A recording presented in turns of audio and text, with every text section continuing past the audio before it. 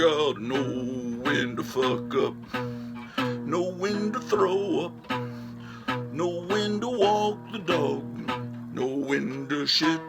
You never read your comics while sitting on the toilet. There'll be time enough for reading when your life is done. This immortal song, written by Winston Churchill, is reminding me of some very philosophical topics that we need to talk about here on the Great Gratu Orloff television program, brought to you here in color once again by Lifebuoy Soap. Here, it's the year of our Lord 2021, 22. Okay, so Friday was the 22nd, 23. It's January 24th, 2021. It's a Sunday afternoon here in Gratuville. We're up here on the 7th floor, again in the archive where the Golden Age comics, Atom Age comics, and Silver Age comics are contained. There are no comics in this room prior to, say, I mean after like 1971. The comics from 1971 up to present day are in a room down the hall. I don't want any cross-contamination between the two. So that's, and I've just recently, almost completely, 98% gotten this archive organized. And so the next project that you'll be seeing this next week, providing we still have electricity and the internet is still up, we'll be working in the Bronze Age and Up room, which is when I started collecting comics in the Bronze Age. So there's more of that, and it will take longer and longer. Okay, so life. life indeed. You know, going to visitation Tuesday night and a funeral Wednesday morning. A dear friend of mine passed away a few years ago, who was a couple years older than me. But the oldest brother in his family, who was a wild man and just an amazing guy, just passed away at age 71. He was having some heart trouble and some other issues, so they put him into the wing of the hospital where you know what's going on, and he wound up catching you know what. So yeah, the thing, you know the thing. So very aggravating, you know, as you can imagine, and you've heard of this happening. They put sick people, older people, into those wards. Hospitals get a lot of money for that. Anyway, we don't want to talk about politics. Anyway, he was a great guy, and he was born in 1949, and he after high school, you know, he went to. He has so many stories, and they were all amazing, far better than anything Hunter S. Thompson ever wrote. You know, all the rock festivals he went to, and then he went, a few years after college, he goes off to California. They dropped invitations to his going away party from an airplane, and when he was out in California, he was a limo driver, and he met so many amazing people. He was there at the bedside pretty much when Larry Fine of the Three Stooges passed away and became his friend. He was a rock musician that played in bands all over and was friends with rock musicians, and he's done everything from being a cameraman for the news to filming documentaries to being, you know, like I said, a limo driver to the stars. He had so many stories. So many. He was a hunter, a fisher, and he had so many great stories.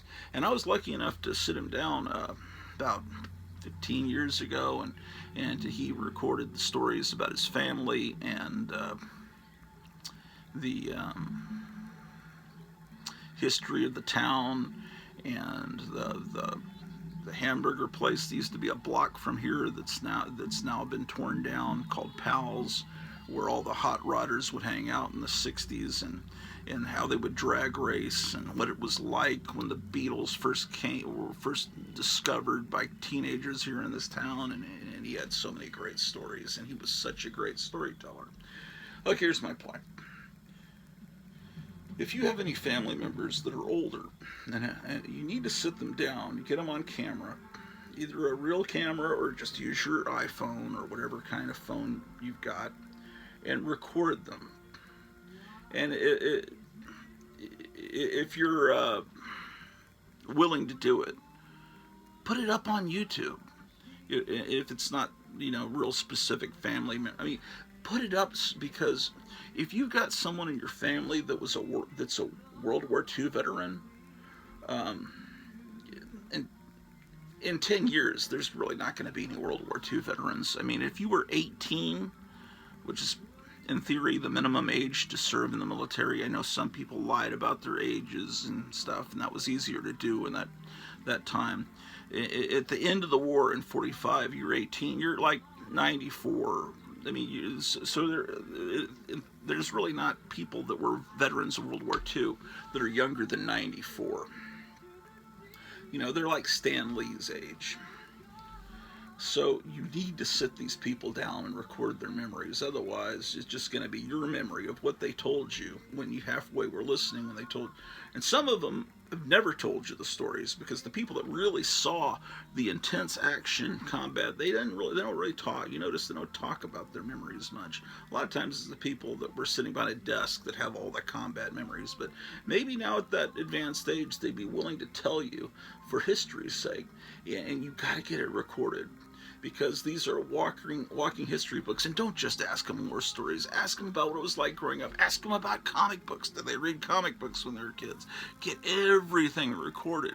All the memories, get them down on tape, or not tape, digital, whatever we record on now. I still call it taping. It's very important that you do this. Record your older relatives.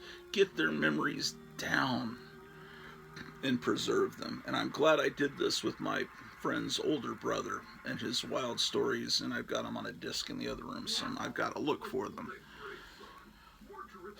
Do it. Trust me, it's really important. I wish I had recorded some of my father's memories. He missed World War II. He was in junior high during World War II. He just barely missed it. He was in the Korean War. They drafted him the day after he graduated college. He got his draft notice. So, it's important. Sit your relatives down. Get their memories on tape. Now, there are people, I know this because I collect old high school yearbooks and college yearbooks from around all over the place. I find them fascinating to flip through and look at the hairstyles, look at the ads in the back. It's amazing. At half-price books, used bookstores, there'll be old yearbooks. So why are old yearbooks here? Well, I guess the guy or the gal passed away, and so why are they in a used bookstore? Why aren't the children of that person holding on to their yearbook from when they were in high school? They sold it for a couple of bucks, something you couldn't even buy a Taco Bell meal with the amount of money that they sold their parents' yearbook for. It seems like you want to keep that. But you hear people like Nancy Pelosi, when all the statues were being torn down last summer, and she's saying, I don't even have pictures of my parents. These are just statues. They don't matter. Of course, she was singing a different tune when, on the 6th. Oh, that's sacrilege. But, you've got to respect history. And if you're here watching the Gratu Orlov channel, you are a historian. We're all historians. And if you're one of these people that's embarrassed to tell people that you're a comic book collector, let's say you're single, you're a young person, and you're at a party and someone says, "What do you do? What are your hobbies?" And it's like, well, you don't hunt and fish and do all these manly things. You say, "Well, I collect comic books," and then the girl says, "Oh, okay." Well, no, what you say is, "Well, I'm an historian and I manage a personal archive, a historical archive in my spare time." Yes, and this, what you're not mentioning is the historical archive is comic books. But of course, if you collect comic books and records and books, well, then you really could make you can make a case. Yes, you're collecting history, and this is history. These comic books, some of them are 70, 80 years old. Some of the Golden Age comics from the World War II era. This is history. And you're preserving it, you're boarding it, bagging it, you're getting it preserved for future generations. So yes, you are an historian, and you need to realize that. So preserve history, get those relatives, anyone down on next door neighbor, anyone you can on tape, record them for posterity, because I wish I had more stories recorded by this wonderful, cool guy who led this wild life, who's going to be laid to rest on Wednesday morning. So anyway, a little bit of philosophy here on the Gratu Orloff channel. So, we went through box 1 yesterday. Actually, I need to get... Wait, I went through what? Adventure Comics, Aquaman, QR. Okay, so I need to go through box 2 now. So let's go through box 2, shall we? It's the enemy, ladies and gentlemen. BCW. Almost as bad as the CCP. Damn, this box. BCW. Terrible, horrible people. They just make inferior boxes, ladies and gentlemen. Okay, so you demanded it. So let's take a look at what is in box number 2 here in the Gratu Orloff Historical Archives. Well, it's an Aquaman comic and no cover on it. Aquaman number 13 from 1964.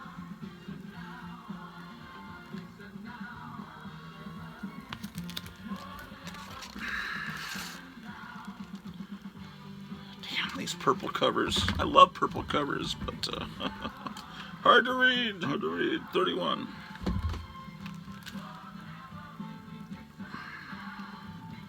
See, Ogre strikes again, one of those alphabet agencies.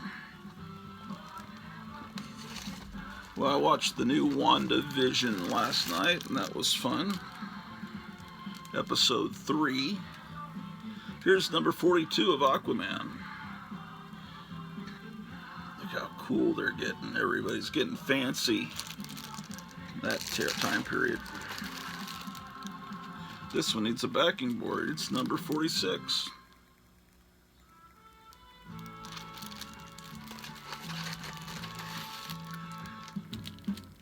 Number 53, is California sinking? We can only hope. No, there's nothing wrong with California. Okay.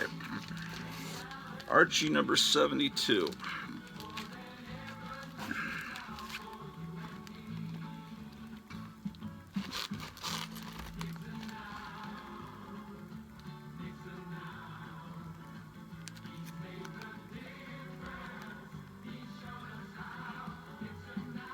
Look at those cool Cracker Jack prizes. Archie 72. Oh, we found this cool. I don't know if I talked about it before. I have to give you the link. It's this Russian guy. He's on YouTube, and he and his wife are on YouTube. Anyway, he started this account because he's trying to learn English. So he gives a tour of his house. This is about 2 years ago, and he said, I'm trying to learn English. If anyone would like to talk to me through however you talk over the computer, Skype or whatever, and help me learn English, because I don't know anyone that speaks English around here. He shows his house, just tiny, but he owns it. And he goes around and talks in English to us and shows us a mall in Russia, walks through the mall, shows us a small grocery store, shows us a big grocery store, goes out, here's what a pizzeria is like in Russia. It's fascinating. I can't remember his name, but he's so cool. And yeah, so that's I'll let you know about who he is. And oh, guys, if you're on Instagram, I just read about this. You know, our current president is not very beloved by anyone, even the people that in theory voted for him. And so what they've done, if you're on Instagram, go check Instagram. Like, I only flipped down 2 pictures on the feed on Instagram, and there was a picture of Biden and Camel Toe Harris, and they were strolling along with their masks on in a garden, and it said White House, and it's like, I'm subscribed to White House? Am I subscribed to it from when Trump? I don't think so. And then what you do is you click on it, and you go there, and it'll show you're subscribed or following it. You click unfollow, and then try going back, you'll be following it again. And I read about this on some news feed. People are complaining. Oh, then click on the comments. There was like 8,000 comments. I didn't subscribe to these communists. And it's like, what they're trying to do, they realize that nobody's interested in following their Instagram account. So they're forcing everyone on Instagram to follow it, so it looks like he's popular, like he really could have gotten that more votes than John F. Kennedy and all that, or Nixon. So yeah, check on that. You'll all, and I unfollowed 3 times, and it kept following me again. Currently, it shows I'm not following it, but probably when I go back, I'll be following it again.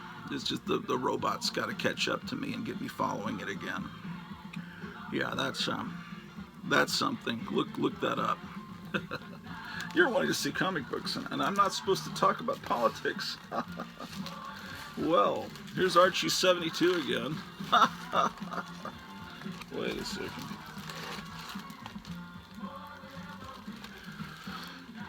Archie 122.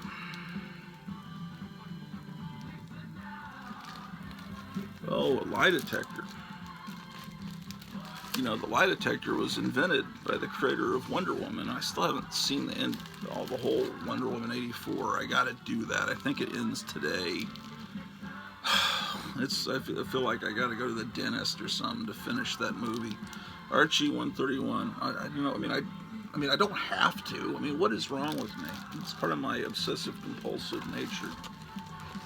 I started it, so I guess I gotta finish it. 140.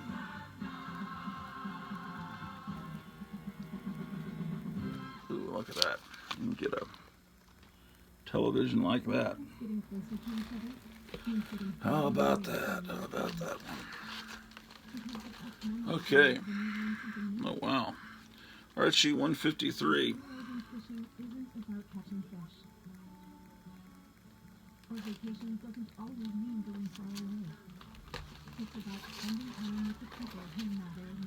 Archie 157. That is so cool. Oh man, that's probably a copywritten song. Oh, where's my...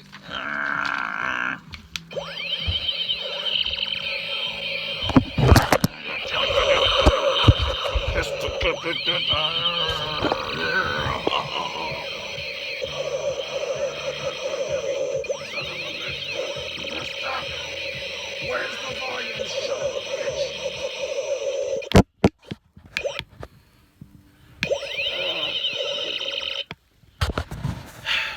I think that may be the...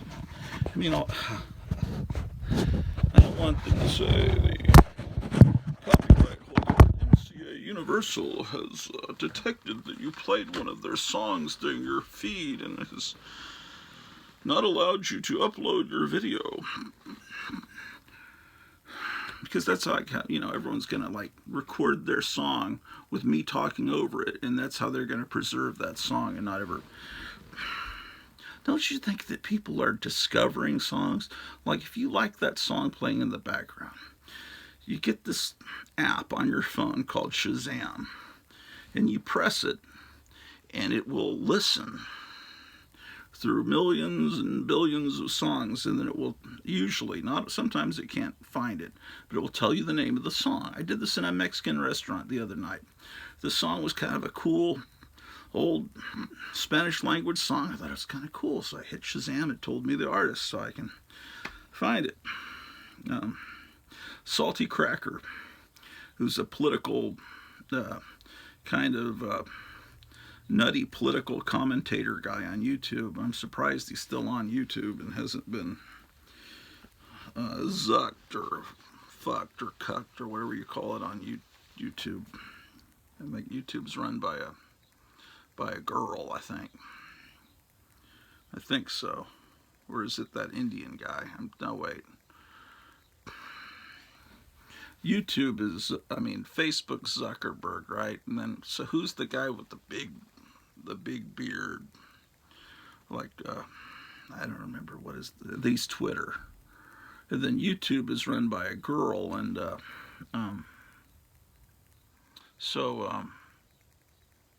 is it Instagram must be the Indian guy. Anyway, so that's how you hear a song and you detect what it is, like playing in the background of my show, and you can hit Shazam and hold it up to the speaker. Oh, that's what that is. Then you look it up and you discover the song. Maybe you'll buy it, but in a way you're promoting music. But that was the only song. I left the room and that song came on, and it's a great song. But I was thinking, oh, that may be the song that's going to catch me in the middle of my feed, because I made this disc trying to stay copyright free, songs that I thought were safe. So I hope I'll be so pissed if this video doesn't upload because of that. Okay, so where was I at? Yes, indeed. Oh, yes, Archie number 159. Sing a James Bond movie. Archie number 164. So, put a tiger in your tank. I made a reference to that. I had to explain that to my wife. Because I was wearing this, where did it go? Oh, I was explaining why I was wearing this in a previous episode. I think the song's over now. Okay, Archie number 191, into the psychedelic era.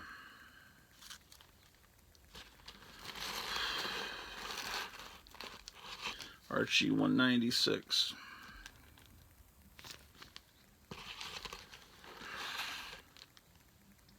Archie 199.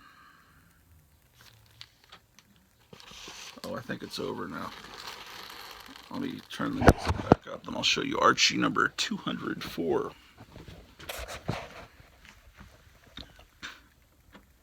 God, you damn fucking bitch. Come on, stop.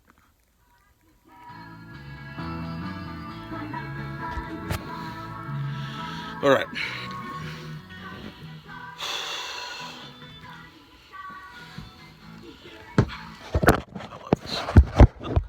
Candy canes. All right, local Fort Worth band. 204.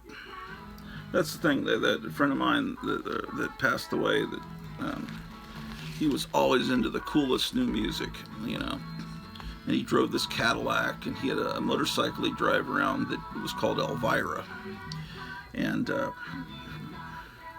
but it's like he would know about all the. I remember about 20 years ago, he knew about the White Stripes, he knew about the Donnas, he knew about the 5, 6, 7, 8s, he knew about all the bands that, not stuff that's just on the radio. He was aware, kept his nose to the ground. 149, terrible condition. Wait, here's another copy of 150. What, am I showing you the same ones over? Oh, these are not in the correct order. What is wrong with the world? Oh my gosh. Alright, I gotta fix this dilemma. 204. I thought 149 didn't follow 204. Just a moment. Let me correct this disaster. 196, 191, 157. Okay, so I thought I had 2 copies of this. 157 and then 149. Wait, do I have 3 copies of it? No. 153. 140, so 149 is there. Alright. Let's see what we got here. 172.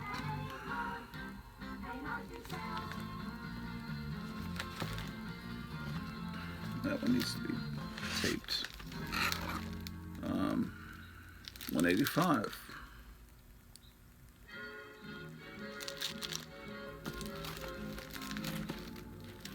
Another copy of 185. You know, these surfboard covers are going to attract me, and then I buy them over and over again without realizing it.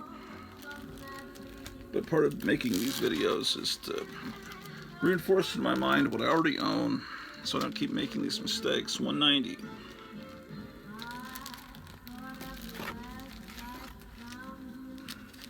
192.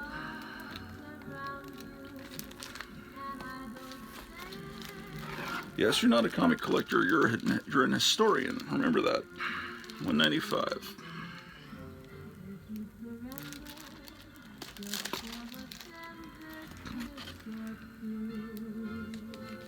203.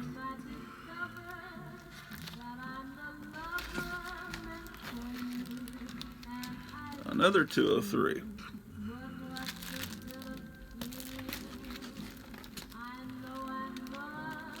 213.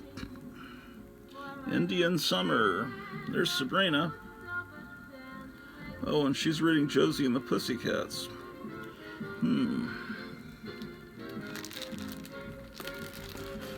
So in the Archie world, Archie comics actually exist, which means that they're actually celebrities. That's maybe a little too meta. You know, I'm thinking about the Deadpool movies, because, you know, Deadpool's a character that came along, during the 90s, during the time when I just got sick of Marvel Comics and the terrible artwork and the all the different X-Men titles. Well, anyway, the Deadpool character, okay, so he breaks the fourth wall and talks to the comics audience. I know that, and it's ultra violent, and I get that, and I guess that's in the comic. But the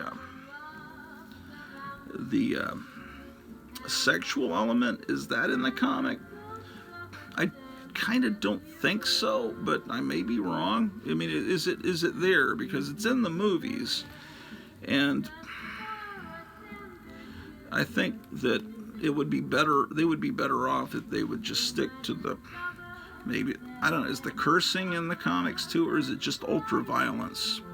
Is it kind of like Fearless Fosdick and breaking the fourth wall, whatever? Is that, I mean, what elements of the movie are in the comics? Because, you know, it's like, it shows him being, it shows his girlfriend pegging him. I mean, is that in the comic book? Because these are still,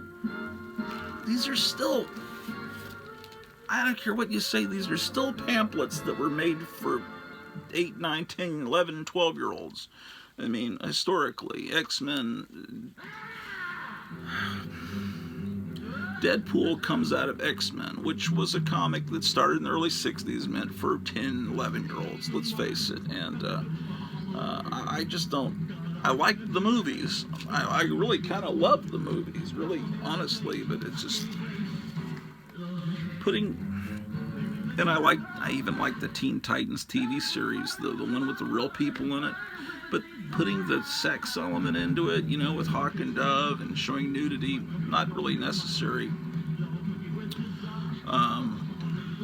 And I think they took the violence a little bit too far, with Dick Grayson, like running a guy's face along broken glass on a shattered side window of a car, and the new Robin breaking policemen's backs in the first season, like paralyzing them more than likely. In the next season, he's a good guy because I guess they got enough fan mail that girls like that actor, and all of a sudden, okay, we're into Archie's Girls, Betty and Veronica. I've been talking. The last one was, did I show you this? January 56. It's number 22. Yeah, Archie Annual. And then this is Archie 27. I need to insert an Archie Annual in here. Did I,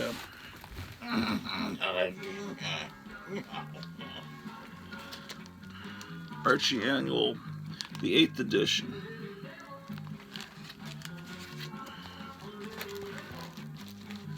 Okay, so this is the 17th one, and that one's the 8th one, so it's way far back.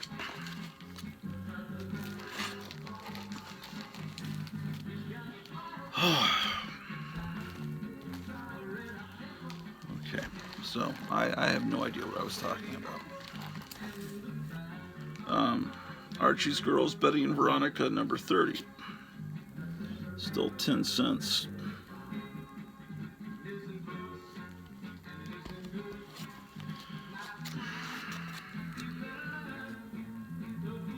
Number 57.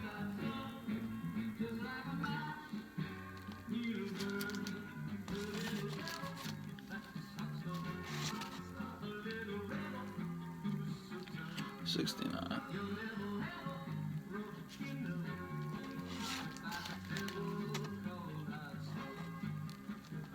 73.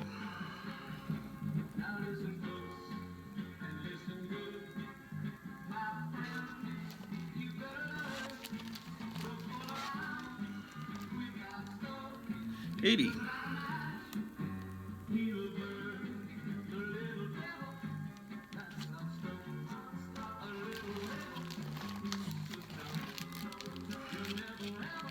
105.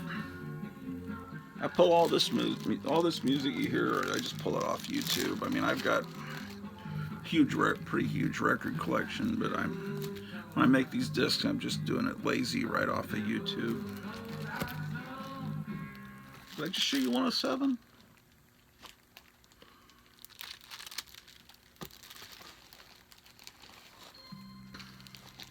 $118. Oh, I love this cover.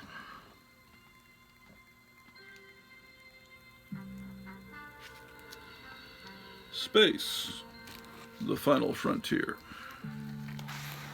These are the voyages of the Starship Enterprise, a 5-year mission to explore strange new, to seek out. You like how he says civilizations. Civilizations. He's the only guy in the world that says civilizations. Dude, there's a famous outtake where, from this series, 119. They got all the original actors back for the animated series in the early 70s, right? For Star Trek, the cartoon, Filmation. But they weren't necessarily in the same rooms together. So actors play off of each other, how they read their lines. And so the one thing that makes this series seem a little cold and weird is that, William Shatner would go into a studio and they'd hand him his lines, he'd read his lines. Leonard Nimoy was somewhere else reading his lines, and then they'd cut them all together. So sometimes the way that, the way it doesn't really seem like, because in real life, sometimes when people are excited, someone will be talking and then someone will interrupt, and then, there'll be more instead, when it's recorded in separate places. Like, I finish what I'm saying, Then another person talks. Then another person talks, which doesn't really necessarily sound like real life. Oh yeah, in one of these, William Shatner's reading this line, and he's supposed to say sabotage, but he says sabotage. You can find it on YouTube. Just type in William Shatner sabotage. I'm sure someone's put it up. And the guy in the studio says, "Excuse me, Mr. Shatner, we need to pronounce that, I think, sabotage." And he gets really mad at the guy. He says, "You say sabotage, I say sabotage." He just refuses. I think they wound up using his line reading, sabotage. "We must sabotage the system, Mr. Spock." Sabotage. Civilization. We need to all talk like William Shatner. We need to follow his lead.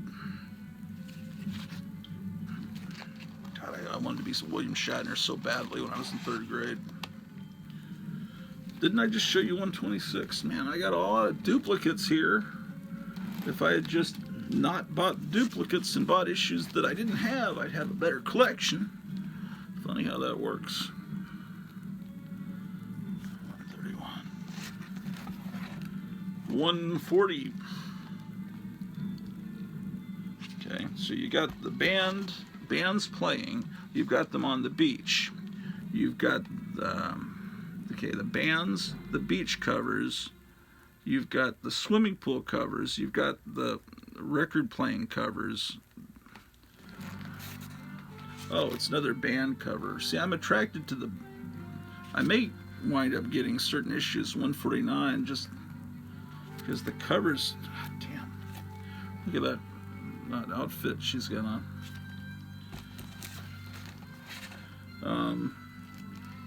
168, they even have a Guru cover.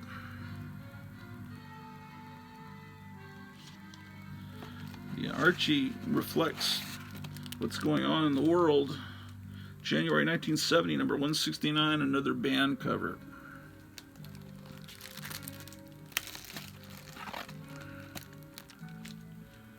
$171.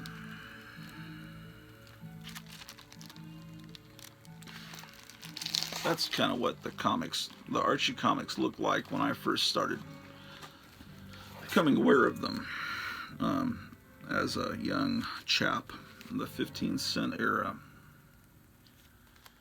But it was the 20-cent era that I really became a huge comic book consumer. Okay, so now I've gone back in time. This is Archie's joke book. It's 10 cents, and it's number 40. So you can see how they've changed in their style of dress and artwork. 40, that's a pretty good condition one. There's 55, a far lesser quality condition.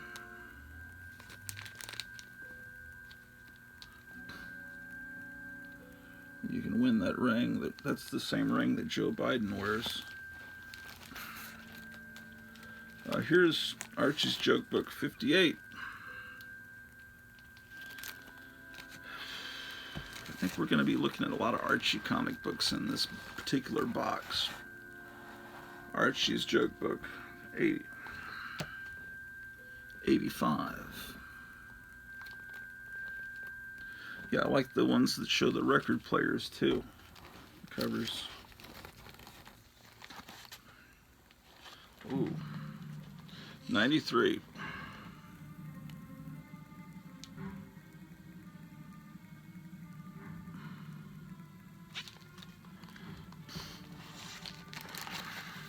This one needs a backing board.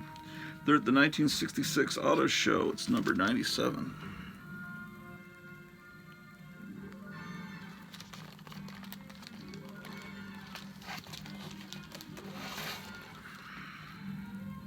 Archie and his three-piece rockers. This is number 102. But I think this predates the band The Archies, because the band The Archies that came from the TV cartoon from 1969 had the girls in the band.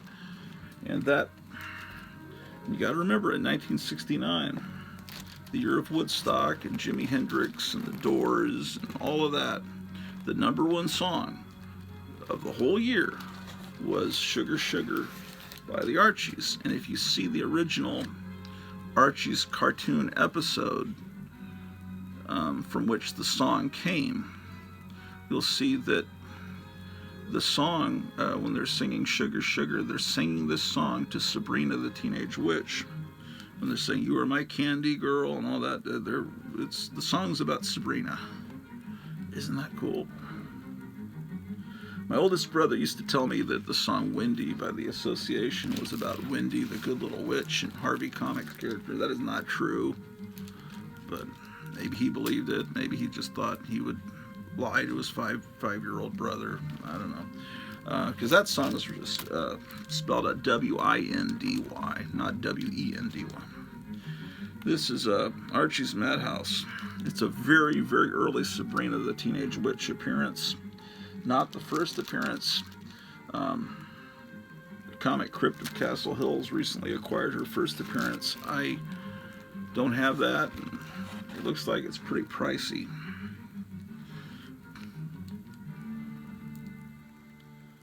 But maybe one of these days. The Archie Madhouse, they don't really put the issue numbers on the cover. Well, this was the comic where they went crazy and 1961 and kind of made it more like their version of Mad Magazine. And you can even see that here, number 42. The border around it is done like an early Mad cover, and they're just getting outrageous with the, monster and crazy stuff, and it's not necessarily a comic that features Archie anymore. It's although it says Archie up there, it's a weird comic now. It's a weird, bizarre comic.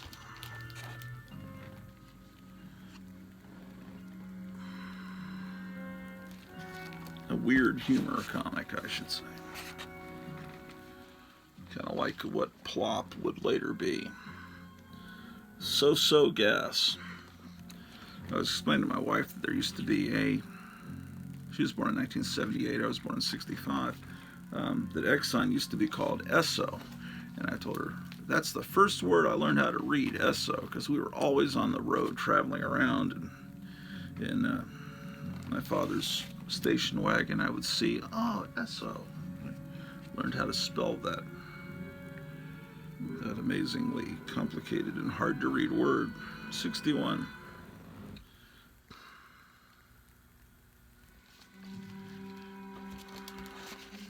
Now I can read other words as well.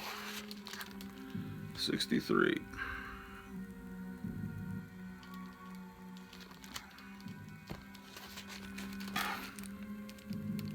Why? It's unbelievable. I have 2 copies of 63.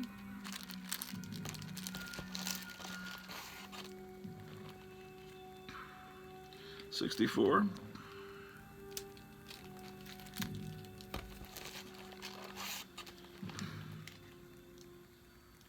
Oh, and then it becomes Madhouse Mad Jokes. 66. I guess that's pronounced Mad Jokes.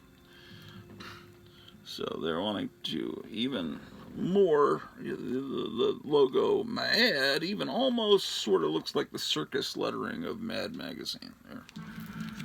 They're definitely trying to catch some of Mad Magazine's audience. And then it becomes Madhouse Mad. Oh, there was a band too called the Madhouse Mads. Forgot about that. Let's see, they're bringing the Archie characters back into it at this point.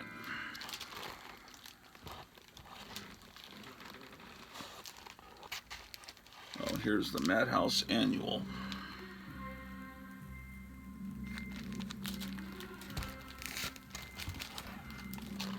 Okay. So we're up to Archie's Pals and Gals, number 41. lots of these bands playing. And, oh. Is that the only Archie's Pals? Okay, this is actually, if you look at the top, Archie Giant Series magazine. So there were a lot of Archie titles. This is number 13. Summer Fun. And I seem to recall I have several copies of this issue. No, I don't. Well, then I lied to you. This is Summer Fun, Betty and Veronica. It's Archie Giant Series magazine 34. Oh, it's this one I have 2 copies of.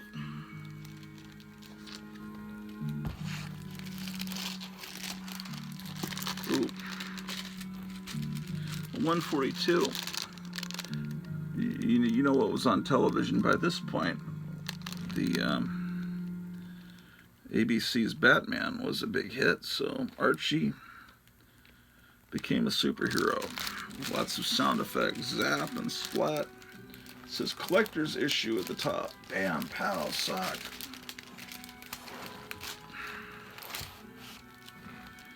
Alright, so that lasted for a little while. By number 54, why, what was the other fad that they could exploit? Why, James Bond.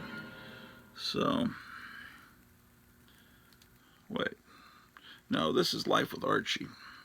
Okay, so on to a new title. This is number 54, Life with Archie. So he's the man from Riverdale instead of the man from U.N.C.L.E. And Betty is the girl from Riverdale.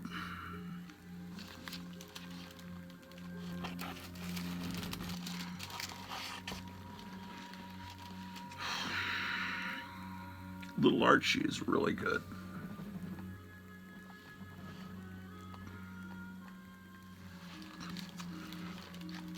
You know, yeah, Little Archie is real good.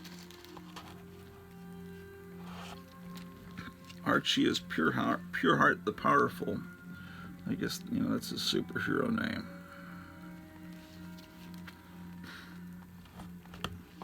Okay, well, we're done with Archie's for a little bit until we get to the box with Pep and all that. This is the Iron Corporal in Army War Heroes, number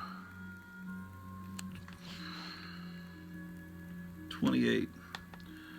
I think it's hard to read, but sometimes these Charlton comics, they print the covers a little bit off, and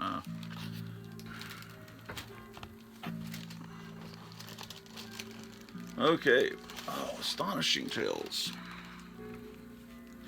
Kazar and Dr. Doom.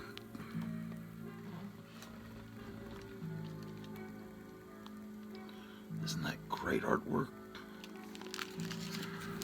There was constantly an attempt at Marvel, I guess by Stan Lee, to figure out a way to get Kazar to sell.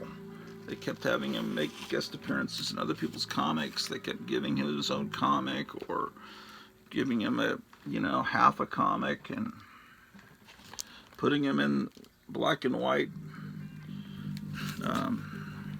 magazines, anything they could do to try to make him sell, but I'm not sure if it ever worked. It's a cool character. This one's got a guest appearance by the Black Panther.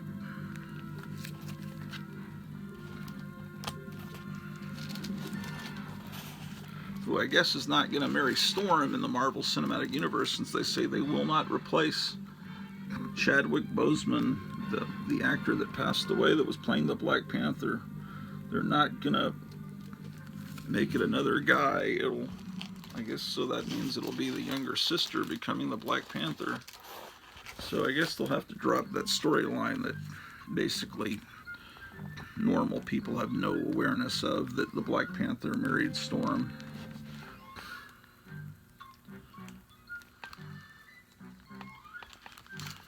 In the conspiracy world, they call them normies, normal people that are unaware of things.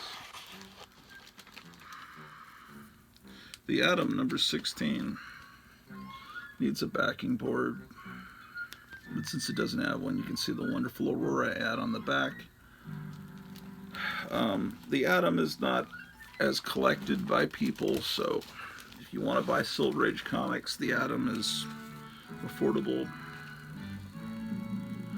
This is a great Kubert cover.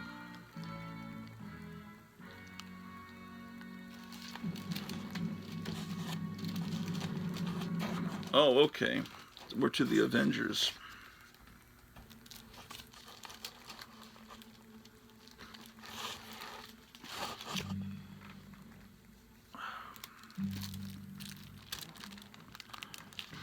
I've shown these before. This is not real, as you can see. Well, it's real. I'm holding it in my hand.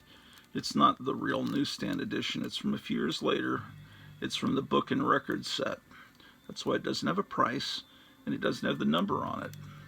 But it's still a Silver Age comic, and it was printed just a few years after the real one that's worth an unbelievable amount. This is just worth, it's not, I mean, it's worth, I don't know, a couple $100, but well, this one's not in as good a shape as you can see. This one's better. Anyway, that's, and this is my earliest real Avengers. It's number 13.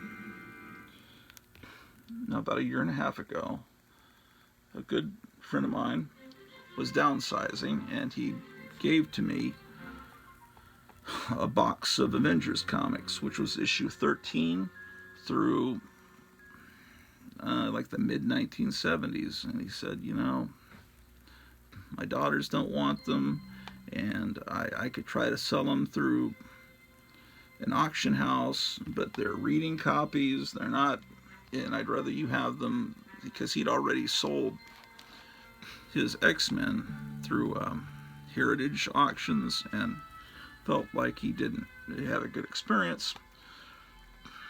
And he said, so he said, I'm holding on to my Spider-Man comics. He has almost a complete set of not issue 1, but close to issue 1. I don't think he had issue 1 up through the 70s, and he kept his New God stuff, and he wanted to keep his was it Captain Marvel or Warlock? One of those. But he said, here, you can have all the Avengers. So he bought a lot of the older issues. He's a little bit older than me. I was class of 1983, and he was class of 1976, graduating from high school. So he's got 7 years on me. So you know, when I started collecting comics, he was already collecting them in the 60s and buying them from ads in the comics. You know, that guy. I sealed them up with tape, but they're actually in resealable bags, and so I can pull the tape off and actually seal them correctly now that I figured out how these resealable bags work.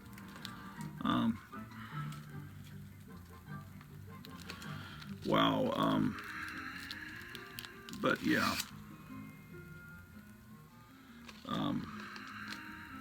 Yeah, he's buying them from Robert Bell, who was a famous comics dealer back then.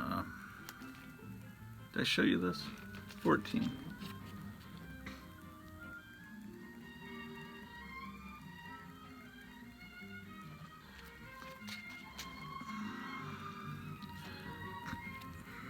Here's 15.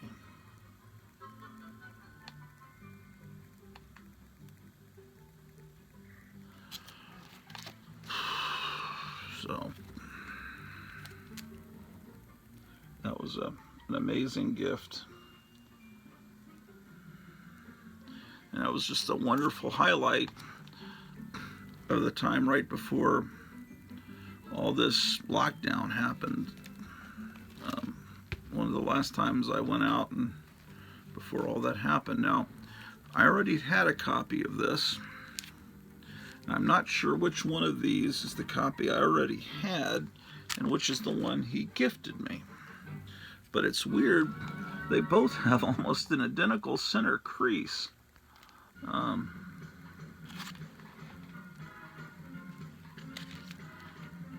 I think this one with the full subscription crease. This one just has a crease at the very top, but it's not.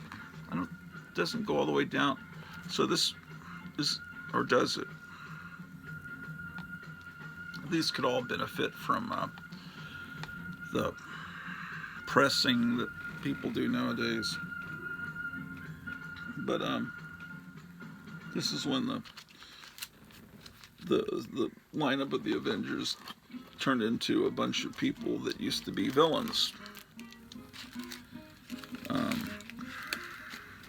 including the Scarlet Witch and her brother. So let me get a few more out.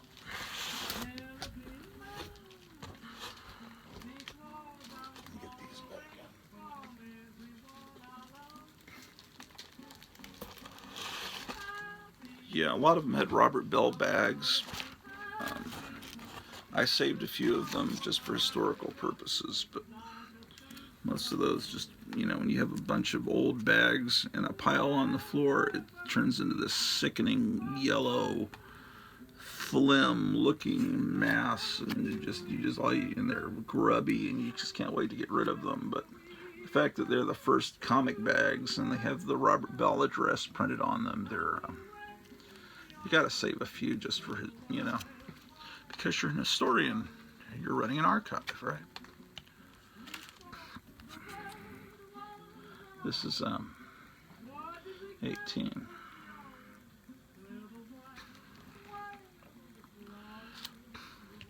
Yeah, but if you're a young guy, that's when it changed the name to Pop Art Productions. In the old days, see, I can replace in the old days, there weren't many women that were into comics at all. Now there are girls walking around with Marvel shirts and all that, and it's not as embarrassing to be a comic collector, I guess, today. I don't know, because I'm not a young guy and I'm not dating, but I know that when I was in high school, there were not girls that, if you went to a comic convention, there might be a couple of girls that somehow stumbled into it because they were in love with Leonard Nimoy or Lord of the Rings, or I don't even think people knew about Doctor Who in the States back then, but they would all kind of look,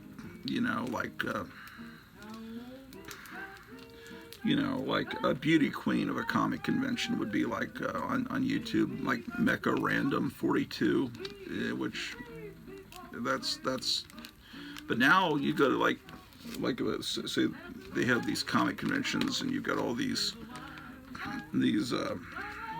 cosplay girls and like girls that would have hated you in high school, but now all of a sudden they're into comics and into cool stuff and video games, and those girls, I'm convinced, for the most part, didn't exist that I was aware of in high school. Maybe it's just when the internet opened up, you became more aware that there are one or two in every city or town. It just, you didn't know they were there, and then it seems like there's a lot of them. But stay away from the ones that are that have the devil tattoos and stuff, because it may charm you. Yes, I'm into comic books and everything, and then it's like, well, I'm also into devil worship. I'm a Satanist. I'm in the Church of Satan. It's like run screaming. It may seem, oh, my girlfriend's a witch. That's kind of cool. I'm like Darren. No. Run screaming.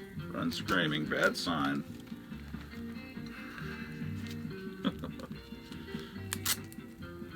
Oh, but they look like Morticia. Yeah, well. Yeah. Morticia exists in a fantasy world of Charles Addams. And I'm sure there's some real ones out there, but for the most part, you're going to be entering into a world of severe horror.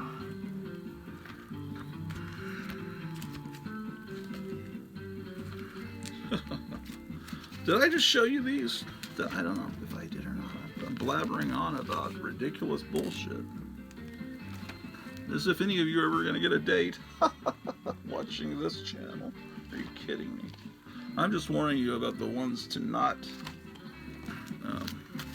go after.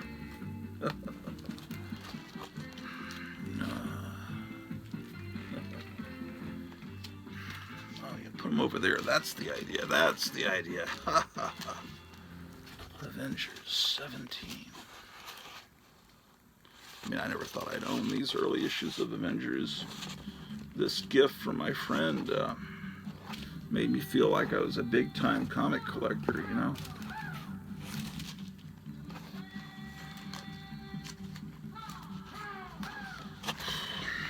It was really a dream come true. I'm really grateful to him.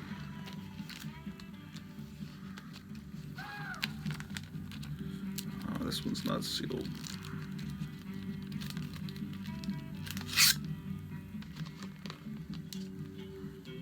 It's number 20.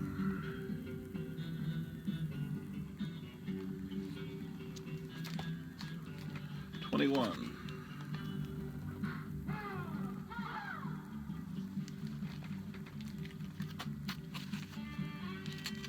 22.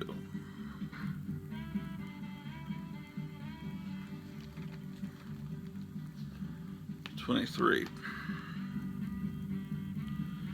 They reprinted this in like Marvel Double Action or Marvel Triple Action in the 70s, and they made it really brightly colored, and he wasn't just shades of red and, you know, orange and yellow, and that was the way Stan Lee wanted it colored, but he had to fight with Marie Severin, who colored these comics, and she told the other colorist this is the way it should be done, and she was the one that colored all the EC comics, and she says, trust me, ignore Stan Lee, just keep doing it this way. But that's the story I heard about that. 24. She tended to mute the colors down. 25.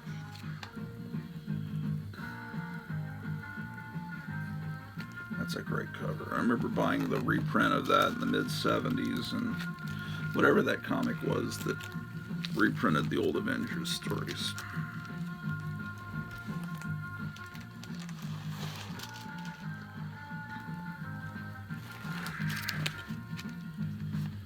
Okay, this is one he gifted me, but I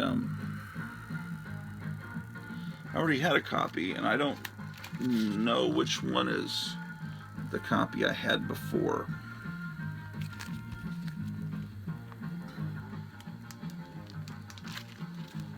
All these I've taped over the ones that are resealable.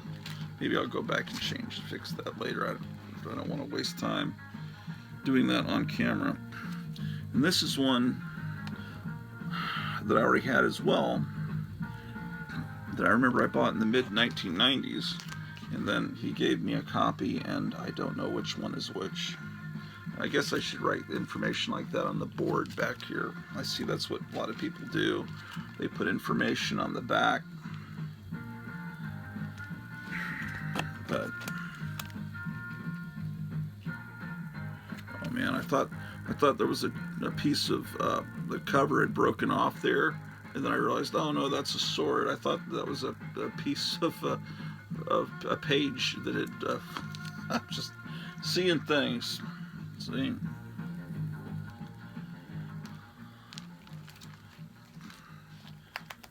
Oh man, I'm already getting hungry for lunch. I may have to make this a short episode. 31.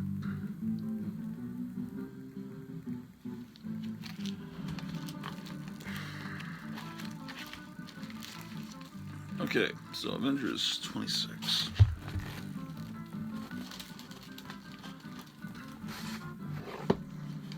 And we're not even to the end of box number 2. If you wanted to see box number 1, that's in the last exciting episode.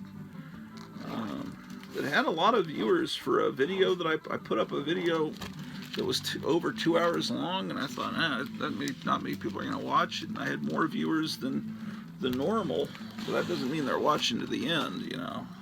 They may have clicked on it, clicked right off, so I don't know. I think the general rule is you should make your episodes 18 minutes or less, I don't know, but I just keep going, because I know when I was home lonely with my wife helping her family in another town on the other side of the state, I really wish everybody's episodes just kept going, because I didn't want them to end. So if you're someone that needs company with a nerd talking about comics, I can be there for you, because these are dark, bleak times, but there are people saying things are going to get better, that we're just being allowed to see how bad the world would be, and that March 4th things are going to change, and he's supposed to return. You know, that's what I hear. But that's all probably insanity, I realize. But 36.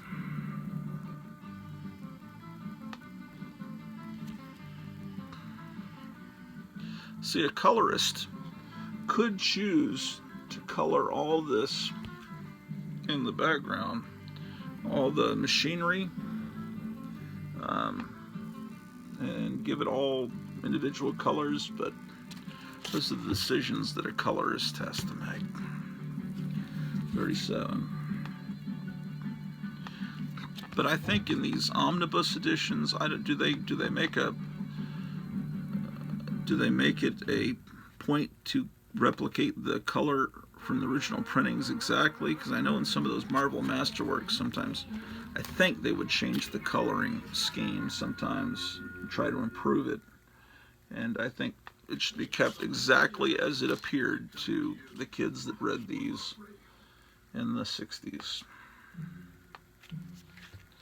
That's the Avengers 38. I don't like changing things. Things should stay the same.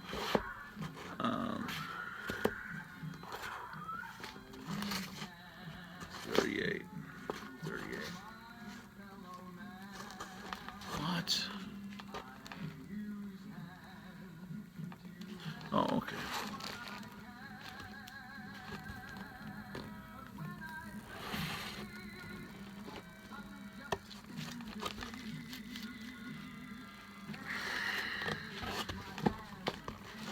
Okay.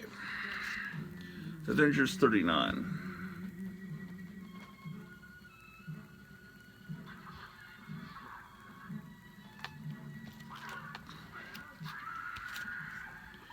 And a coverless one.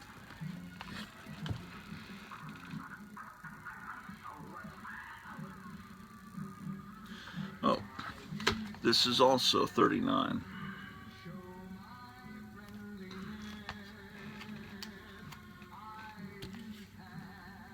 40. I mean, I could use an upgrade on that. It's a little toasty, I think.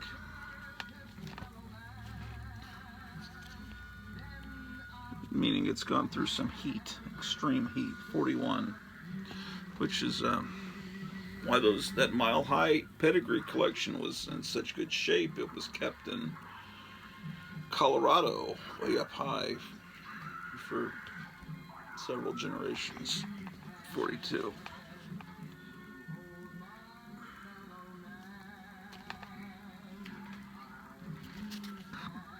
43. The Red Guardian is in the new, or should we say old, Black Widow movie.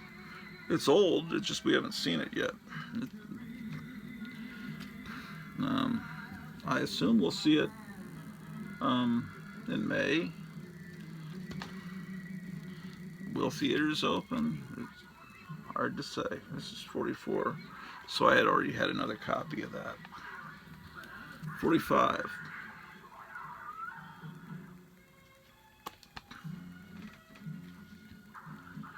46.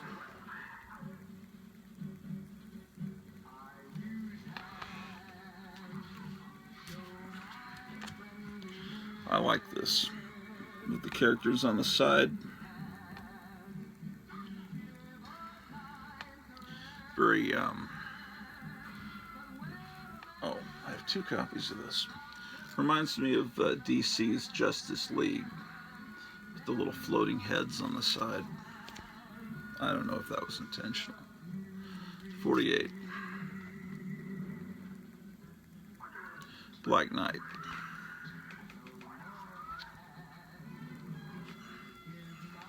49.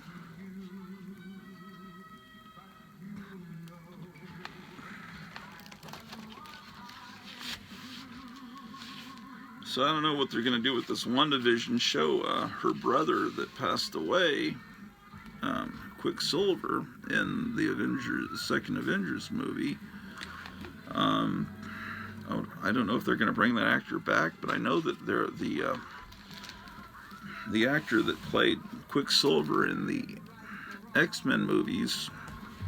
It's also on American Horror Story. I forget his name, but he was real good. That Days of Future Past, that scene where he out races the bullets, and that was one of the greatest scenes in superhero movie history, just because it shows the fun of being a superhero. It's not, Superman and the Zack Snyder movies just kind of looking down ponderously. Oh, it's such a hard job being Superman. Oh, these people. It just shows, hey, this is a fun thing. And this basement is filled with all this wonderful stuff that he's taken from wherever he wants because he can move so fast. But he's going to appear in the show, and I don't know if they're going to introduce, she has 2 versions of her brother from alternate universes. I think that's where they're going, because this series is going to feed directly into the new Doctor Strange movie with all the multiverse stuff. So then they're going to have multiple Spider-Mans from different movie universes. So that's probably what they're going to do with her brother appearing as 2 different people. And that in this multiverse, they can say, well, those X-Men movies that existed still exist in our universe too. And that way they could bring in Hugh Jackman and some other guy playing the Wolverine of their universe, I guess. Oh, so I have another 49. So I already had a copy of that when he gave me this box. Here's 50.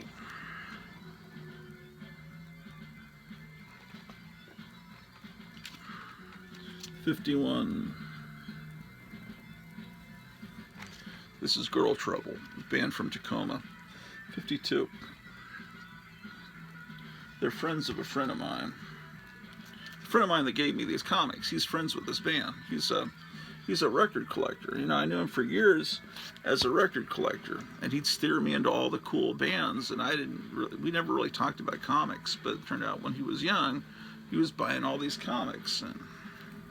But at that point in the 80s and 90s, when I was, first met him, we connected through music and all of that stuff.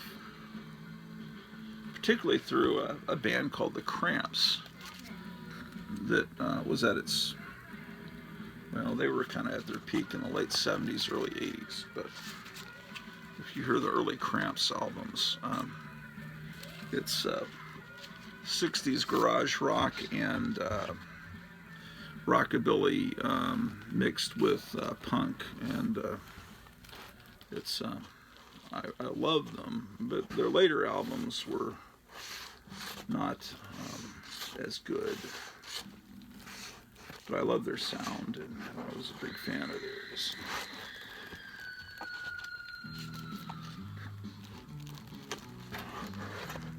He's one of those people that influenced me in my life, and it always was like he was like an older brother to me. And then he gives me all these comics, and it's like, wow. My older brothers never gave me their comics. They were all gone before I could inherit them. I did inherit an Aurora model slot car model racing set, though, from my real brothers. All right, here's the Avengers 57. It's a low-grade copy. You know, some kid with dirty hands rubbed the ink right off of it at some point in its history. So I don't know what it would be worth in this condition. You could probably tell me down below. I'm not selling it, so I guess it doesn't really matter. It'd be kind of shitty if someone gives you a bunch of comics and you sell them. I mean, what kind of asshole would you have to be? 58. Gee, thanks. I'm gonna put these on eBay right away. 59.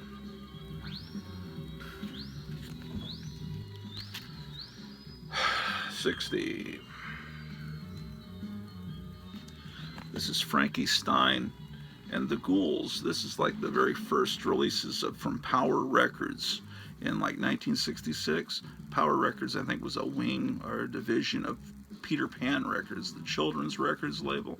But Power Records, they put out these monster sound effect rock and roll records in the 60s. They were like 3 or 4 different records, albums by Frankie Stein and the Ghouls.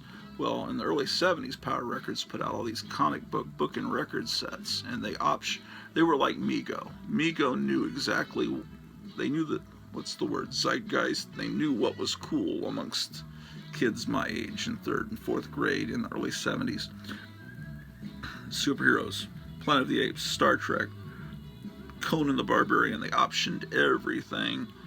Mego did the dolls, which later became called action figures, but they were Mego dolls. That's what I called them when I was a kid.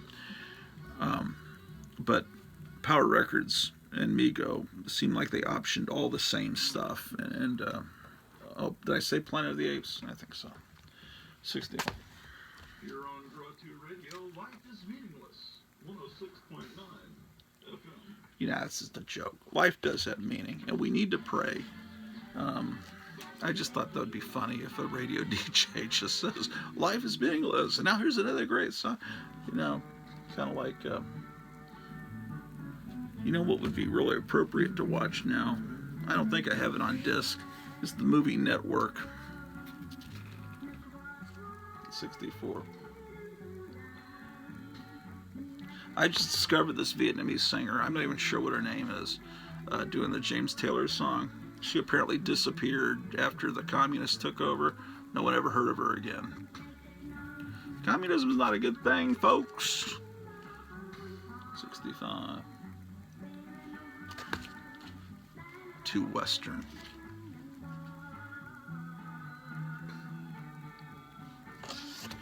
Kind of makes the song a little sadder knowing that. 67. Die, Avengers, die.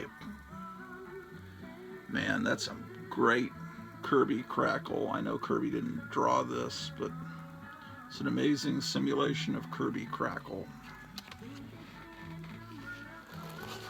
I read that Kirby got the idea by seeing close-ups of the sun like in National Geographic or something. I thought, well, that's so cool, that outer space electrical energy.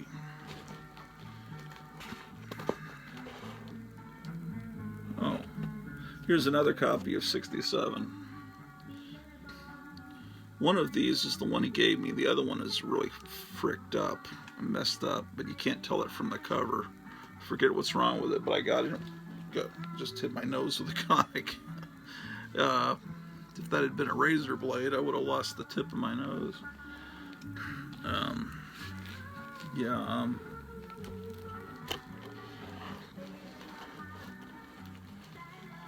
I have no idea what I'm talking about. I've lost my train of thought. God damn, there's a lot of Avengers comics here.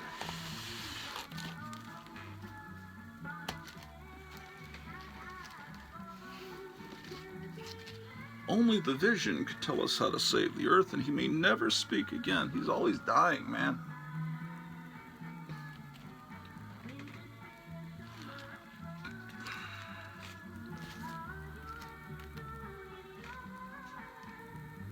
We got 2 copies of that. 69.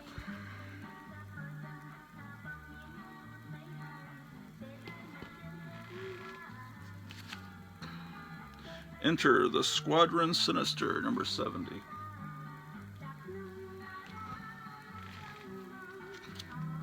Two copies of 70.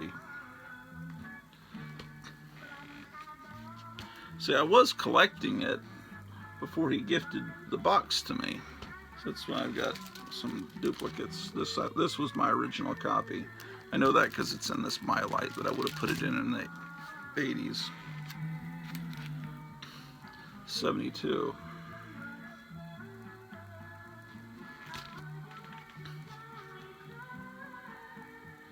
'73. See, a colorist could have decided to color them all in, you know, with all the individual colors of their costumes and everything, but it's just a decision made so that the attention of your eye is directed here and not to them. 74.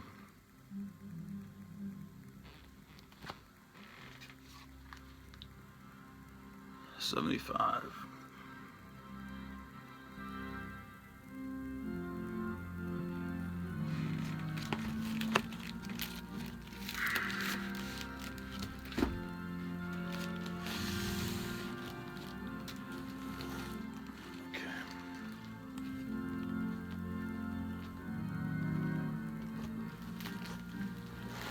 My wife says we're going to start eating healthy now.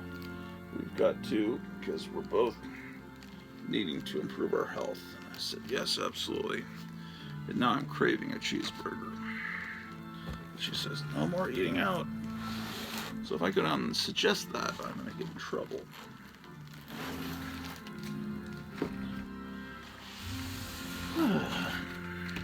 '76.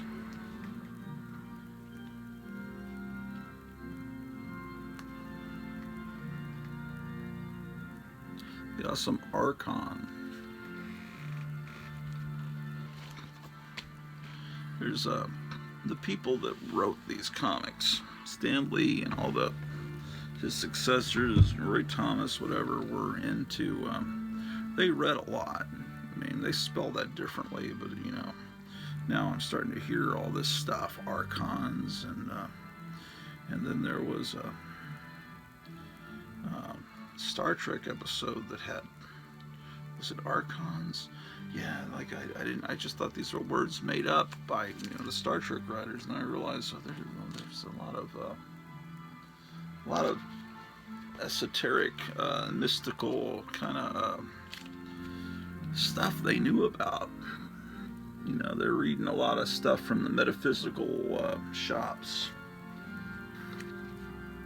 There's a lot of, and you know, Jack Kirby was, you could tell he read a lot of that ancient alien stuff, and aliens being, you know, the ones that created us and all that. That was real big in the early 70s, and all that. A lot of people on YouTube talking about that stuff. 81.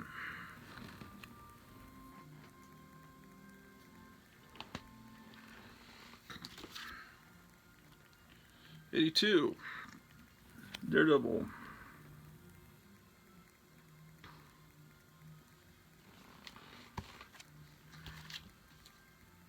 Oh, this one I have 3 copies of because I love the cover. I love this character.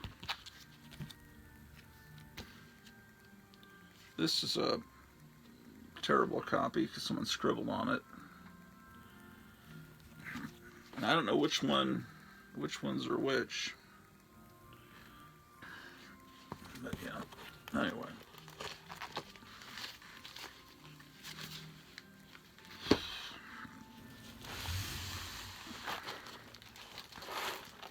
Avengers 76. Okay.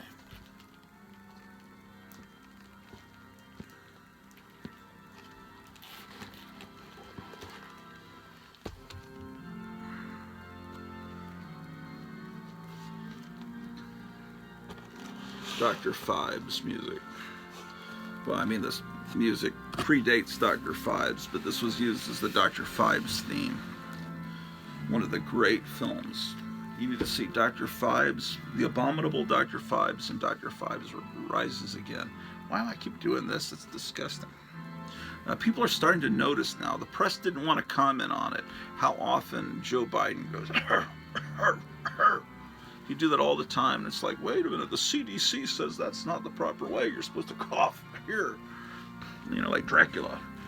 But now everyone's noticing it. It's like, because he's already been put in, established.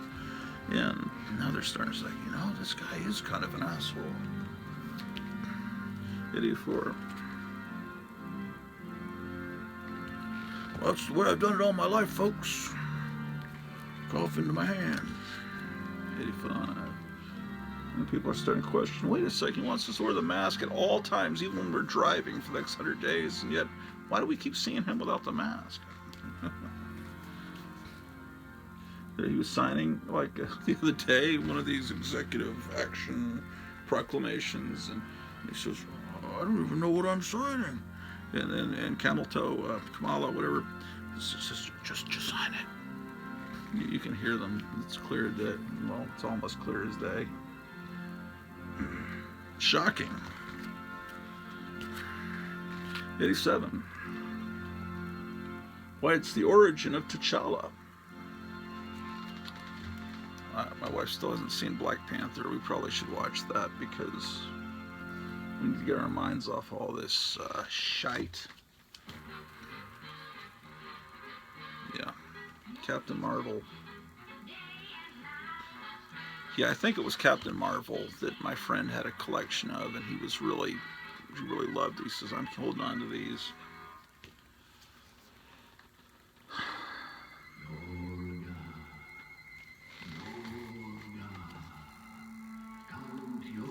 Avengers 91.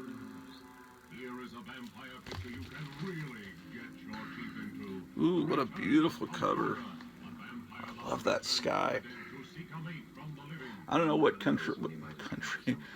Some of you live in other countries, but I don't know, whatever part of country you live in the fall, sometimes I'd go out to watch our school football team playing when I was a teacher, and it was a fall evening, and the sky in Texas would get like that at dusk. It was so pretty. Here's Avengers King Size Special #1. Not in very good, not in very good shape. Oh well. Avengers 84. Bamboo God and Iron Men. From Harlem to Hong Kong and across the China Sea, they fear the name, the fame, and the fury of Black Cal. Ooh, we're about to get into Batman. How cool. I'm not sure if I've shown you these Avengers comics twice before. Those of you that are regular viewers are probably tuning out. But I don't think I've gone through the Batman ones. I don't think so. Well, there's still a little bit more Avengers. Here's the Avengers King Size Special #2.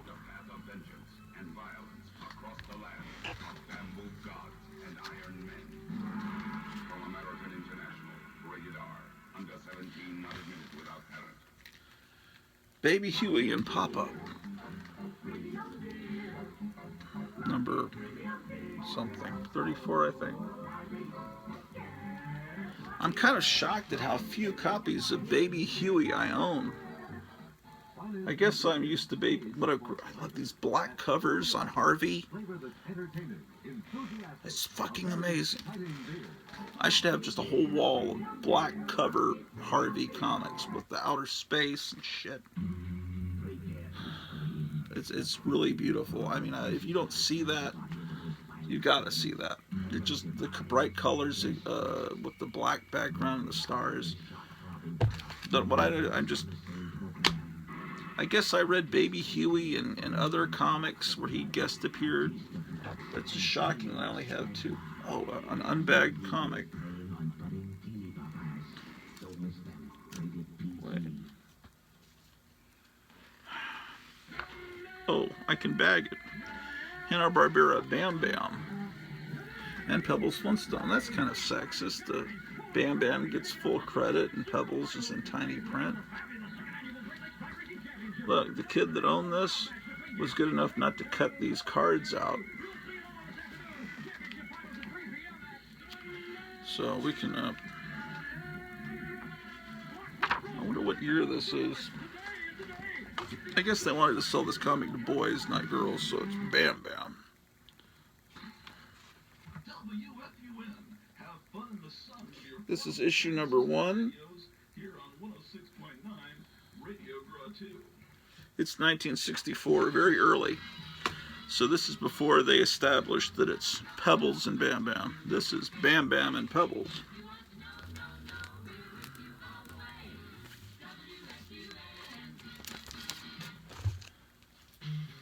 Barbie and Ken.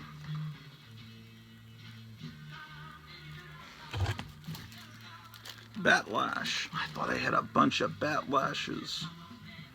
I think I'm going to find a lot more Silver Age comics mixed in with the Bronze Age comics, and still I'm going to have to keep coming in here and do that. Okay, so is this my earliest Batman? It would appear so. It's a 10 center. 129. I don't have any Golden Age Batman. I always figured you got to be a high roller to be a Golden Age Batman guy or gal. Those are collect comics. There are a lot of women that collect comics now. There did not used to be. And you go to a comic convention, and the guys that were there were pretty. It was just kind of a horror show.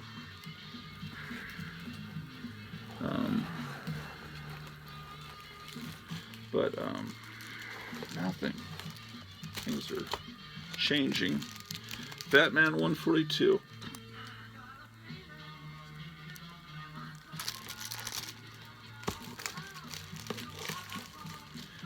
So, you know, for those of you that say that it's Batman becomes Bat Baby, I say, well, when they made that TV show in 1966, they were disrespecting Batman, who was the Dark Knight detective.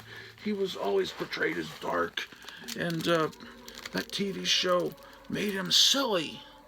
No, I'm sorry, but that's kind of the way Batman was dark for a few years, right after he was created, but by the time the 50s came around, you had a Batman dog, Ace the Bat Hound, that wore a mask. I mean, it was... Now, the tricky thing is, here's what really happened. When they created the show, here's really what happened. The Batman serials from the 40s were played at the Playboy Mansion, and these celebrities were there, and the Playboy bunnies, and they'd watch them and laugh while they were in the pool or the grotto or whatever, and they'd laugh at these old movie serials, right? Because Hugh Hefner was an old comic book nerd, a cool comics fan, and part of that's what turned him into a pervert, you know, reading the old Flash Gordon, Alex Raymond comic strips with all the bondage and, you know, cleavage, and so that's why he always got the best comics artists to work at Playboy, because he recognized good comic art, because he was a nerd. I mean, look at the guy. You can tell he's a nerd, right? So, anyway, so... all right, so they ran them there, and people said, everyone's loving these Batmans. So the producer, William Dozier, said, let's make a Batman TV show, but make it silly like those old serials. And they picked up some Batman comics. They're probably just a few years old, from the 50s and early 60s, and turned that into a TV show. Now, what had happened, right, maybe a year before that TV show came on, Batman changed a little bit. Right at the time that the yellow oval went around the bat, they did try to make him into the detective and make it a little more serious. And this is from that time period. But so when the TV show started, the comic book kind of regressed back to the earlier in order to match the show. So yes, that is partly true that they were trying. It did. Oh, that's a beautiful cover. But see, it's they were trying to make it a little more serious. This is 182. And we're in the Go-Go Check era. And see, obviously the TV show's on the air at this point. Oh, that's weird that he doesn't have the yellow oval around his bat symbol on his chest. I just noticed that.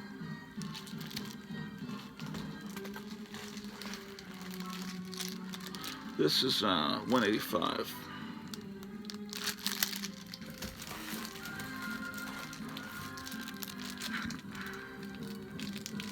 $187.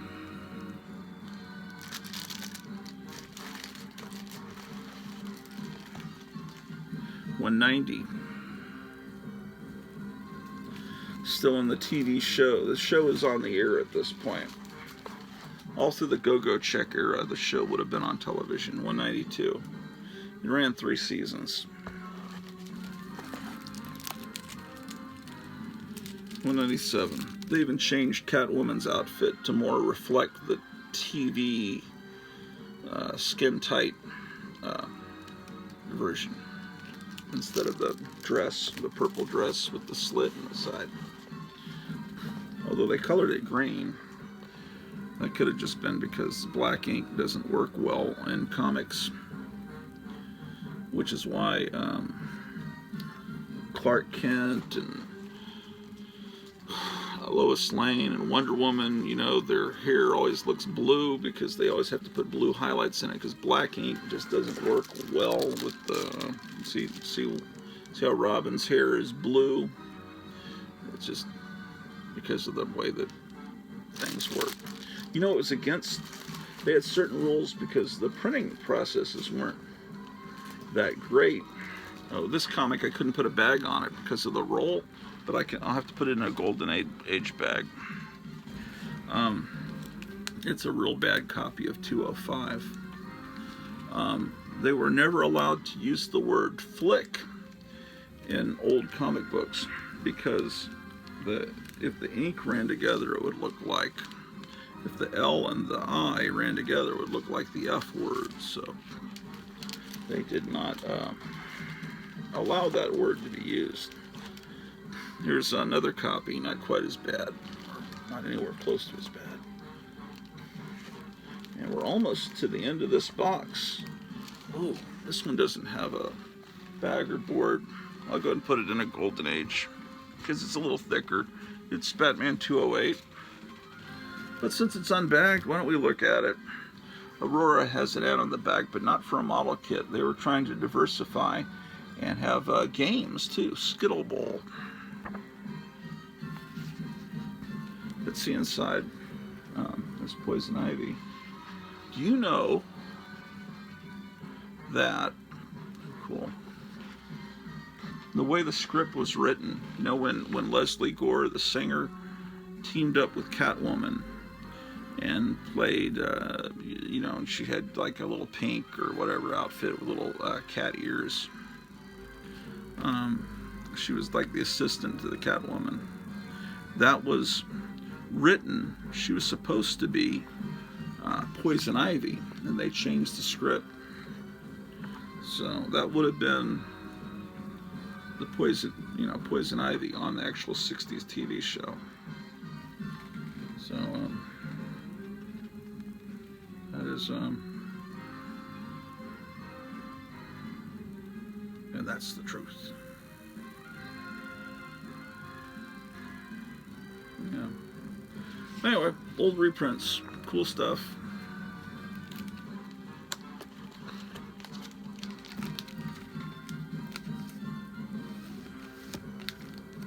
$208.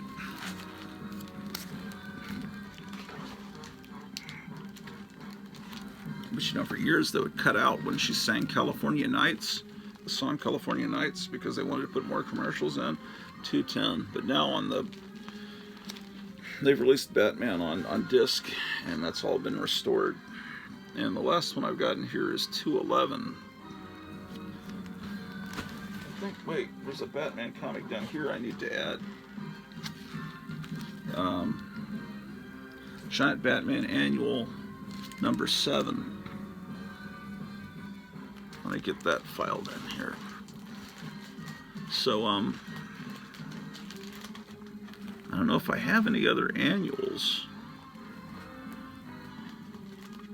No, those are just 80-page.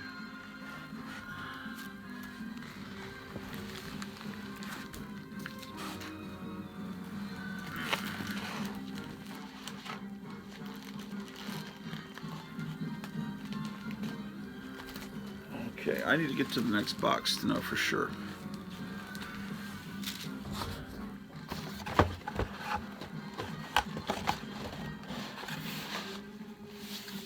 Okay, but that can be done actually.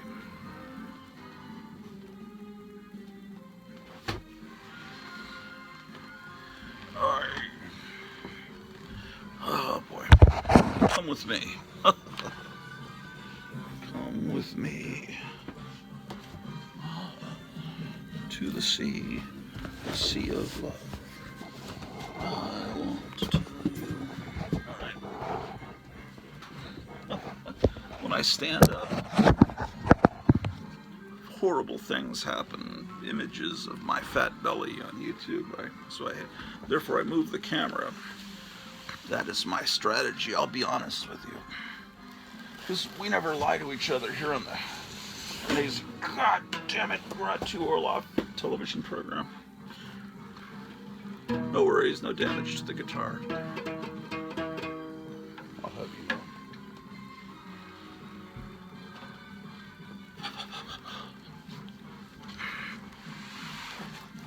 There's an insane person on YouTube. No, it's not me.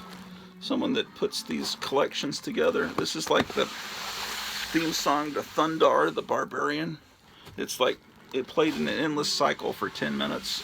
He also does the same thing with the Batman fight music and the X-Men the animated series theme song and Sailor Moon theme song. Just keeps playing over and over again.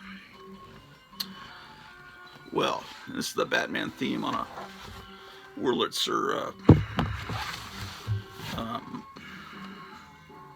one of those player piano thing, something. Okay, let's see what I got here.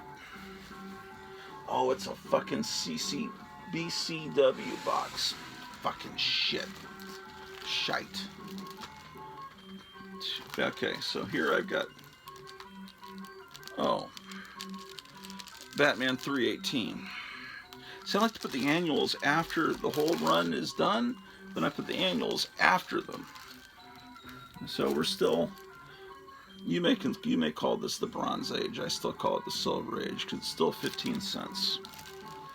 Obviously that's 221 and that's a Neil Adams cover. Here's 230.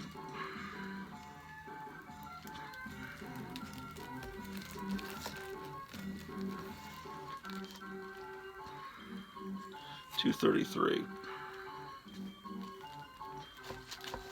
I need room in this box. I have to pull out the rest of these Doom Patrols. This box goes to Doom Patrol.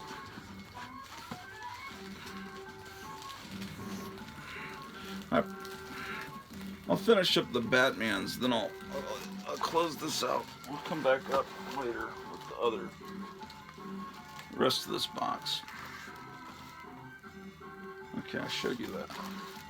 Oh yeah, this is a big time issue, but it's not a very good it's not a high grade copy of this particular issue. But and I think I owned this when I was like 5. I remember this cover. Somehow it did not survive to today, but this is one I bought later, and it's very important. This is Batman Annual number 5 with this lovely ad on the back. Okay, so that's 5, and this is number 7. See, and I already have number 7, so now I've got 2 copies of that, which is avoid. Now, when I get to Boris Karloff, I've got to put got a couple of Boris Karloffs I need to put in here, and then Classics Illustrated will be in this box too, and I've got to file some of those. And I showed you this before, Bats, which is an Archie comic. And that Madhouse Archie comic tried to get weird for a little while, but Bats is completely like a horror comic, horror comedy. So this is really more akin to what Plop was later. And I don't know how many issues they put out, and I don't have them all.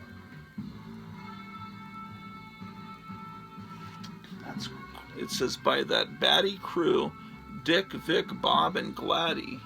It's weird. See, they're trying to be cool like Marvel and give nicknames to the creators. That's interesting. Here's a Beanie and Cecil. It's unbagged because I didn't have a bag wide enough, but now I've got these Golden Age bags. That's part of what I'm doing, is finding these comics that are in here without protection.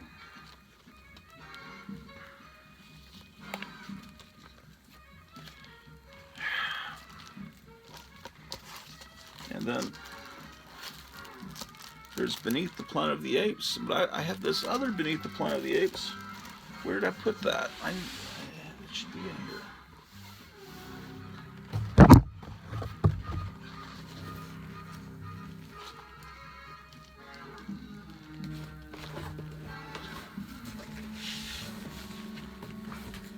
Ah.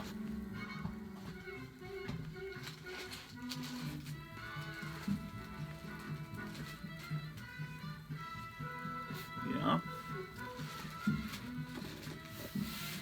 Oh boy. Oh, I need to consolidate these, is the problem. Okay. Yeah, see, I have this other Beneath the Planet of the Apes. Let's see, I put it in a Golden Age bag. That's why I didn't do it, because it needs to be in a Silver Age bag. But what about this Buster Brown? See the difference? Buster Brown, I'll put that into a Golden Age bag, and then that can be, because Buster Brown will wind up being in this box, because everything between Batman and Doom Patrol's, see, it fits pretty good. Buster Brown, Boris Karloff,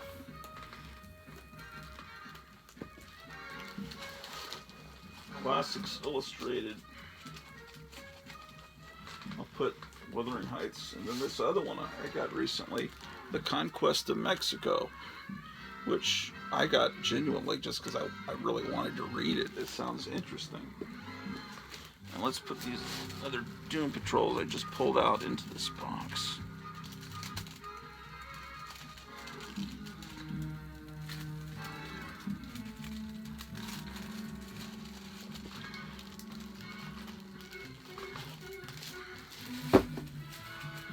Okay, well,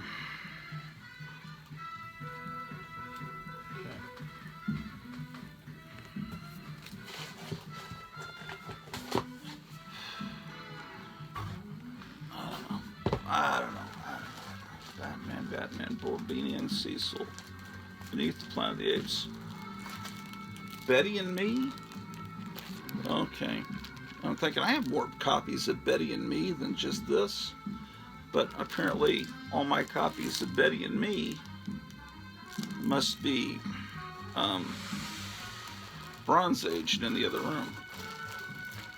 This is all the comics you're looking at are from before I started collecting comics. These are not the comics I picked up off the newsstand as a kid. Those are all going to be in the other room, and you'll see on future episodes. This is all stuff that I've gotten over the years from the back issue, and I don't have this camera plugged in, and it says low power. Boy, that's bad. If I had lost power, this whole episode will be forgotten. Plugged it in. Okay. And then I have, this is called Big Hero Adventures, starring Jigsaw, Man of 1,000 Parts. This is the kind of weird comic I like. It came from Harvey.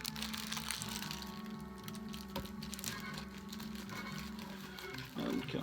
Binky's Buddies.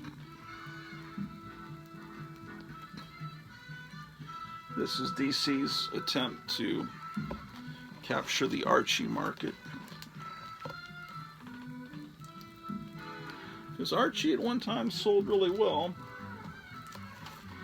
And there's still Archie comics out there today. They're like the last comics that really do pop up in normal stores, you know, like at Target, and they're at the checkout counter. They'll be able to digest Archie-sized comic.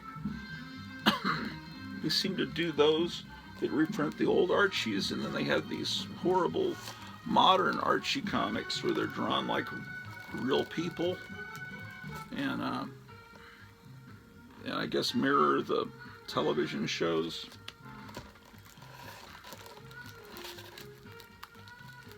Blackhawk 153. 60s Blackhawk comics are inexpensive to collect, or at least were in the 80s, because nobody wanted them.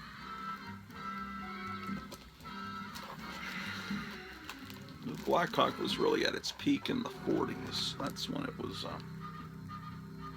That was when it was a big deal. Why is this so heavy?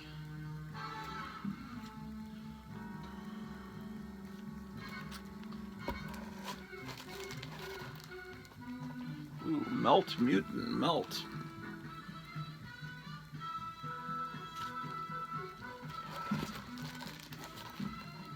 Blackhawk 241.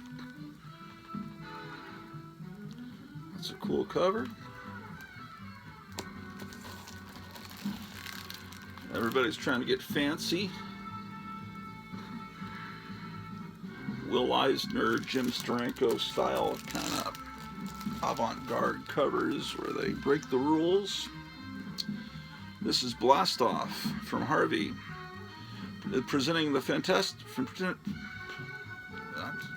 Sorry, folks, I'm getting to be like Joe Biden. Blast Off presents Fantastic New Worlds with the Three Rocketeers. A million miles up, it lives, the death-dealing Rock of Rages. Rock of Rages, that's good. Blazing Six Guns, featuring the Sundance Kid. Oh, and Blondie needs a backing board.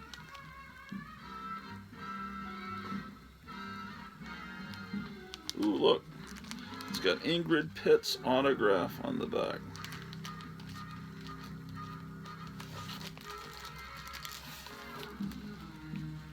Ingrid Pitt spent her evenings drawing comic books when she wasn't starring in Hammer Films.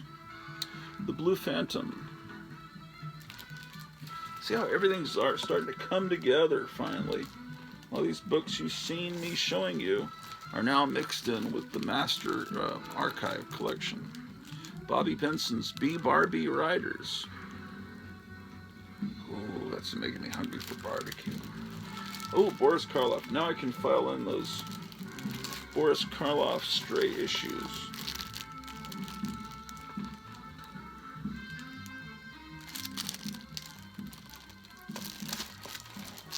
Now this is my childhood copy. So this is one of the oldest comics I own.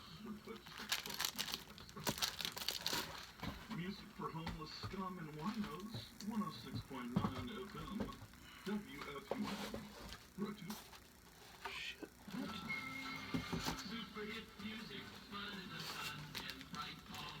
And then I'll put these two Boris Karloffs in.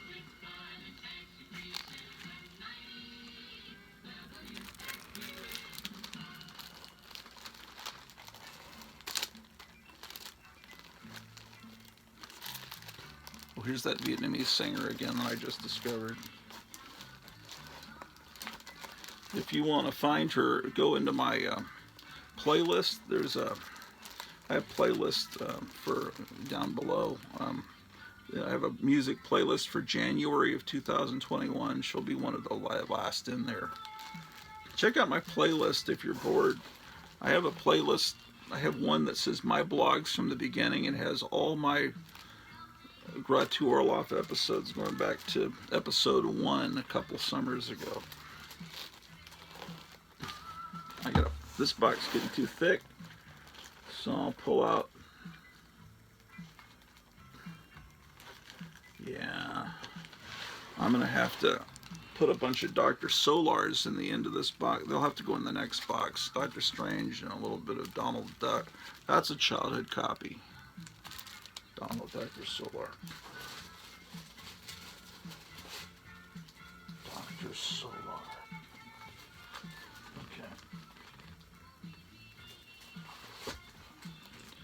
Okay. With that, I think I'm gonna take a small break. I don't like the episodes going over 2 hours because I can only fit about 2 hours and 2 minutes on a DVD-R, and I like to save my episodes just in case Donald Trump comes back triumphantly and everyone begs for him to return, including the people that voted for Biden, and he pulls the plug on YouTube and it all goes away. I'll have all my episodes saved. And I record some of your shows too, you guys that comment down below. I like to archive things. That's like one of my my insane quirks. I'm always recording stuff off of YouTube because I just think I always thought YouTube's too amazing. It can't possibly stay there forever, and all this stuff's going to be lost. All these amazing things, it's just not going to be there forever. And so I record a lot, and now all these people have been banned off YouTube, so I was kind of right. Yeah. But now, yeah, whatever. Shit. Well, gotta get ready to face the world.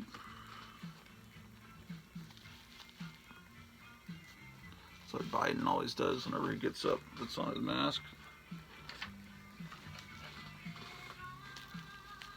What you do is you carry a fake hand around. If you like to cough into your hand, carry a fake hand. See, and then you cough into the fake hand, and then you can sanitize the fake hand with Windex or Lysol. Yeah, that's what you do. Oh, because the worst thing is when you sneeze inside a mask and all that horrible wet bacteria. Horrible. So you bring it down. See how it works? That's how that works. Isn't this hat cool? I got it at an estate sale. It's the only place where you can get a shirt like this. My dog almost ate it. I had to rescue it from my dog. She messed up this little string down here.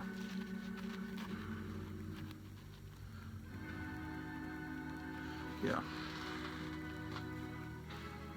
But I wouldn't wear this out in public because it's just not right. People say, oh, gee, thank you for your service. But I wouldn't wear something around that makes it look like I'm trying to steal someone's valor. But around the house, on the YouTube show, Army Tactical Missile System, The Decisive Edge, that's cool. I wouldn't wear a mask in the house. I'm just funning you. just for fun.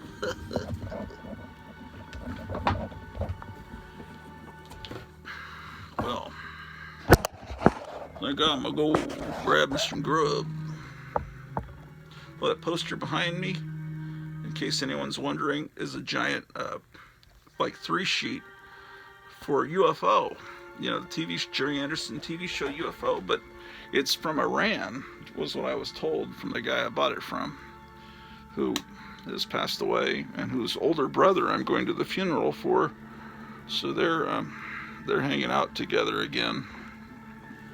But I bought that from him. He was a huge movie poster collector, and yeah, it's from Iran. So I guess they put a couple episodes of the TV show together and released it in theaters. And he had a huge collection. I mean, his house is like my friend that passed away was like Forrest J. Ackerman's house. He had the grandmother, the dead grandmother, sitting in the chair from the Texas Chainsaw Massacre, just sitting in his bedroom. He bought it from Ed Neal, who played the hitchhiker in Texas Chainsaw Massacre. He had so much great stuff. It's still, his brother kept the house exactly as it was, just like a memorial for him. Like,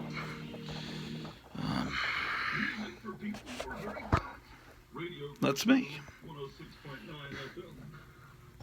FM.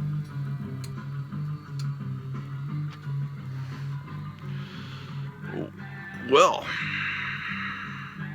be seeing you.